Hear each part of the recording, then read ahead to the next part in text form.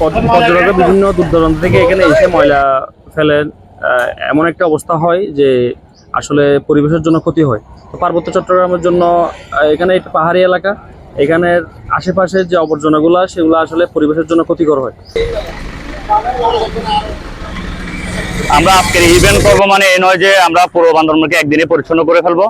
আমরা জাস্ট একটা মানুষকে একটা মেসেজ দেয়া যে পরিচ্ছন্ন শহর করার জন্য আমাদের কি কি মন মানসিকতা লাগবে বা আমাদের কি কি করতে হবে, সেজন্য মূলত আছে কানাপাড়া থেকে আপনার পর্যটন মন্ডল পর্যন্ত আমরা পরিচ্ছন্নতার অভিযান করব।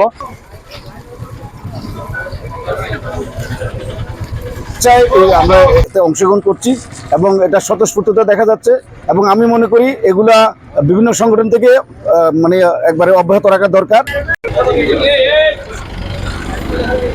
বান্দরবান বুদ্ধ টেম্পল থেকে শুরু করে কানাপাড় মোড়টা পর্যন্ত আমরা মূলত আজকে এই পরিচ্ছন্নতা অভিযান শুরু করছি, কিন্তু আমাদের এই অভিযান চলবে সারা বছর।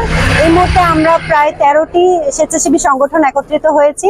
আমাদের মূল লক্ষ্য এবং উদ্দেশ্য একটাই, আমরা চাই একটি পরিষ্কার পরিচ্ছন্ন বান্দরবান।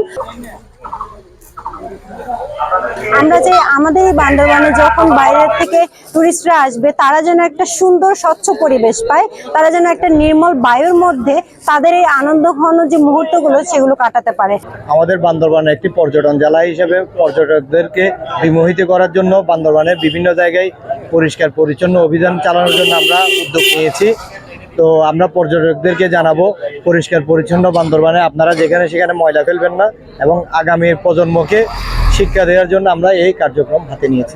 বান্দরবানে 12 থেকে 13টি সংগঠন একসাথে মাঠে নেমেছে আজকে পরিচ্ছন্নতা কাজের উদ্দেশ্যে। বান্দরবান সেনা জোন এই আয়োজনটা করেছেন। আমাদের এই কাজটা শুরু হয়েছে আজকে। আমরা অবশ্যই ইনশাল্লাহ আগামী শেষ পর্যন্ত আমরা যতদিন না আমাদের চোখের মধ্যে দেখা যাবে বা আমরা দেখবো যে বান্দরবান এখনো পর্যন্ত অপরিচ্ছন্ন, আমরা সেই অবধি পর্যন্ত আমাদের কাজটা আমাদের নিজ দায়িত্বে আমরা চালিয়ে নিব ইনশাল্লাহ। আজকে যে পরিচ্ছন্নতা ইভেন্ট, এই ইভেন্টের জন্য আমরা বান্দরবান সদর জোনকে